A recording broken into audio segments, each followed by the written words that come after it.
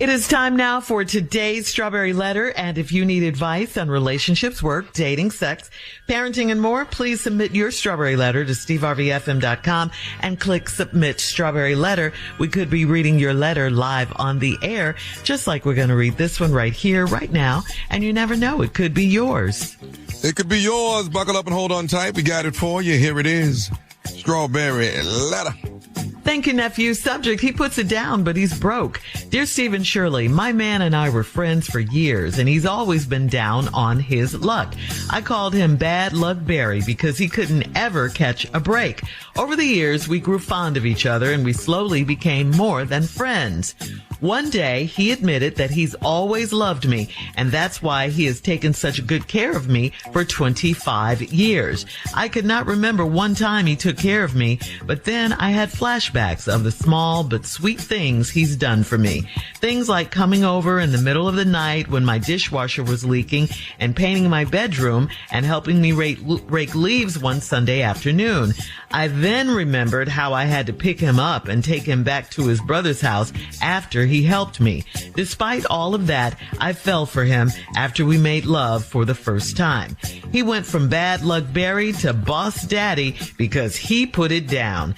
That's his nickname now, and my friends laugh at me because my man is not the boss of anything. He has a dead-end job, and he shares a car with his brother.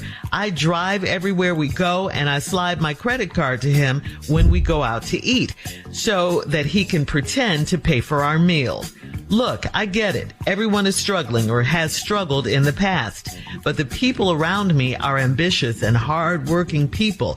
I'm afraid that my man is too comfortable with his circumstances. He's 52 and I'm 50.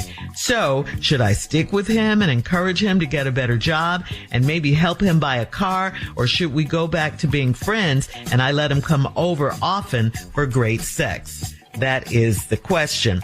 Well, of course, it depends on what you want. You haven't figured that out yet, it seems. Do you want a man that can provide for you, take care of you, and love you? Or do you want a man that can offer you great sex, but pretty much nothing else? There's nothing wrong with encouraging him to get a better job, but you would think at 52 that he should be able to encourage and motivate himself to be better by now.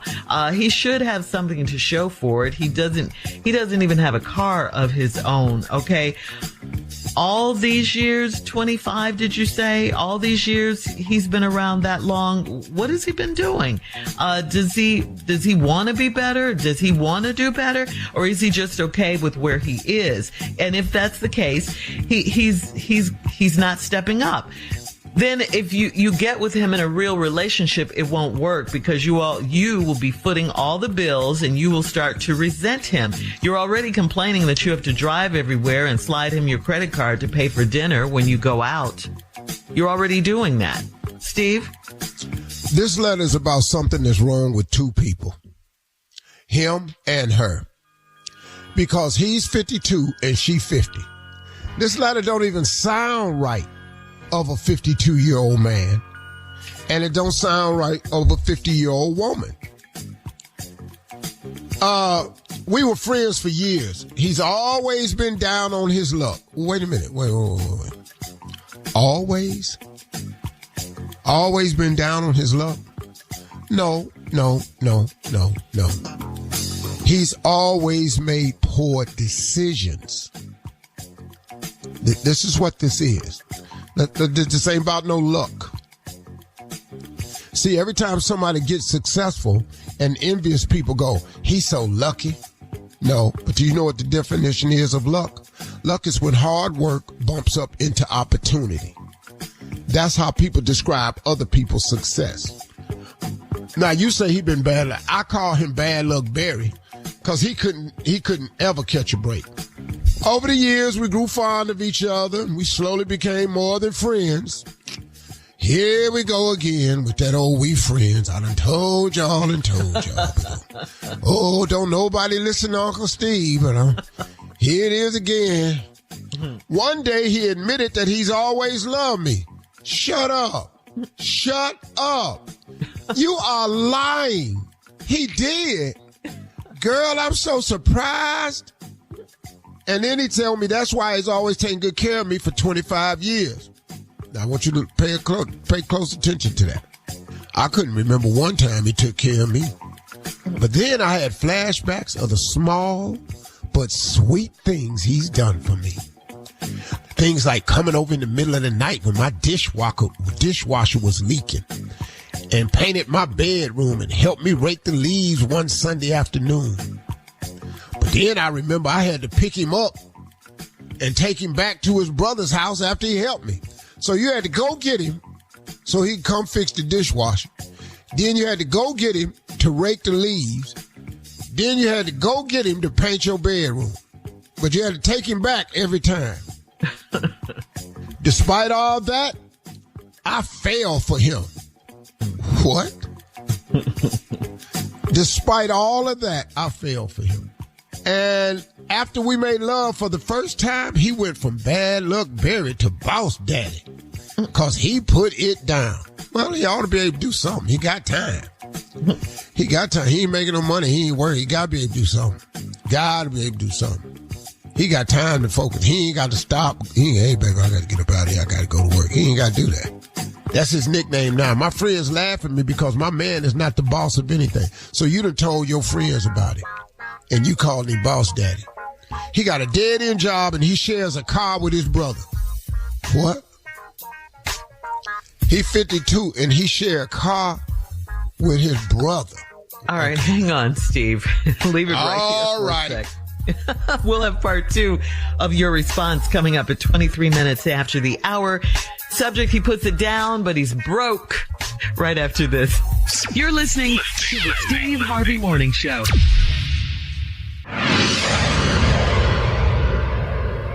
Hey, look, you can't let the urge to sing your favorite songs while you're driving distract you from that truck drifting toward your lane or that lane-splitting biker creeping up beside you. Fortunately, every Hyundai offers advanced safety features that can alert you to potential dangers around you. That's right, because Hyundai is always working to ensure the road doesn't get you. Hyundai vehicles have won over 120 IIHS top safety awards from 2006 to 2024 as of December 2024. All right, Steve, let's recap today's Strawberry Letter. He puts it down, but he's broke. Here's a lady that's been friends with this guy for years, and I've told you all about the friendship. He admitted that he loved her, always has, and told her that's why I've been taking care of you for 25 years. You couldn't think of what he's ever done for you in the 25 years. Then you started looking back on all the small things. He came over to your house and fixed your dishwasher when it leaked in the middle of the night.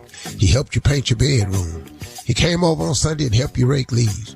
But then you remembered you had to go pick him up so he can come do all this stuff. Then you had to take him back to his brother's house. And why you had to take him back to his brother's house? Because him and his brother share a car. How you share a car with somebody? Y'all ever had that before? That's a hard thing to share, man, a car. Anyway, then they finally made love, and he went from bad luck Barry to boss daddy. Because he put it down. Well, that's good. He ought to be able to do something. Hell, come on now. But and the friends laugh at him because he ain't the boss of anything, because he has a dead-end job and he shares a car with his brother. Now, here we go. I drive everywhere we go. I slide my credit card to him when we go out to eat so he can pretend to pay for our meal. Then she said this, look, I get it. Everyone is struggling or has struggled in the past. Well, yeah, lady, that's true. Everybody has struggled. And everybody has a struggle. But you can't make this struggle your struggle. He's 52. He share a car with his brother, which means he live with his brother. You got to pull your credit card out, which means he don't have one. You got to drive everywhere because y'all can't go everywhere because his brother got the car. And I'm not really sure that they sharing a car because you still ain't mentioned of him ever driving anywhere. So I think it's his brother's car, and he done told you he shared a car. I think it's his brother's car because you have yet to, you got to drive everywhere. So when he's sharing the car, he don't pick you up. That's because he don't share a car. You're not listening. It's his brother's car, and it's his brother's house. He in worse shape than you think. Now, the people around me are ambitious and hardworking people. I'm afraid that my man is too comfortable with his circumstance. He's 52 and I'm 50. Should I stick with him and encourage him to get a better job and maybe help him buy a car? Should we go back to being friends? I just let him come over more often for great sex. Wow. Lady, your options ain't great. Should I do this or that? I mean, you're not giving me a great option to look at. Junior, your mustache looks really thick on the Zoom call today. Congratulations. Just thought I'd throw that out there. Back to the letter. Yeah, I just wanted to compliment him on that. I've never seen his mustache look that thick before. He's maturing. Okay. Yeah. Anyway. Yeah, we might as well stop because this letter ain't going nowhere because I don't know what options you have. Yeah. Because your option is to leave him because he's too comfortable. He's comfortable. He's 52. Mm-hmm. He lived with his brother, and he say he share a car, but he don't really share the car. It's his brother's car. And should you help him get a better job? Wait, why he don't want a better job? Mm-hmm. Mm-hmm. And maybe help him buy a car. No, you're going to have to buy the car. He ain't got money for food. Where you see money for a car at? Or should we go back to being friends? Now, how do you do that? And I let him come over often for great sex. So all you're going to do then is enable him. Because he going to sign it. He going to sign that contract tomorrow. Because that's a good offer. So listen, I can get with this woman, come over our house, have great sex, and I ain't got to buy a car. I ain't got to move out of my brother's house, and I ain't got to get a better job. Jackpot. So your idea of going back to just being friends mean now you only have to drive him everywhere, but you're going to have to go pick him up for this great sex and then drive him home. So I don't understand the upside for you in this at all as a woman of 50. You're with a man who has no upside. Now look, can you build a man up? Yeah. Who has ambition? Can you build a man up? Yes. Who has a plan? Yes. But if your man ain't got no plan and your man ain't got no future, what are you finna help him do? And does he want this? It doesn't even seem like he wants it. Man, this dude is comfortable, man. Yeah, at 52, yeah. He is comfortable. But that's what I tell people all the time. Everything you really want in life is on the other side of comfortable. You've got to go through discomfort to get to it. And a lot of people are not willing. This is a prime example of a 52-year-old man who done decided, I'm living with my brother. I'm going to tell this girl I share the car. It's his brother's car. He don't share nothing because not one line in this letter has he ever picked him up. Right. Ever. Right. Mm-hmm. I just don't see it, lady. So yeah. And you can let him come over and do what he want to do to you, but...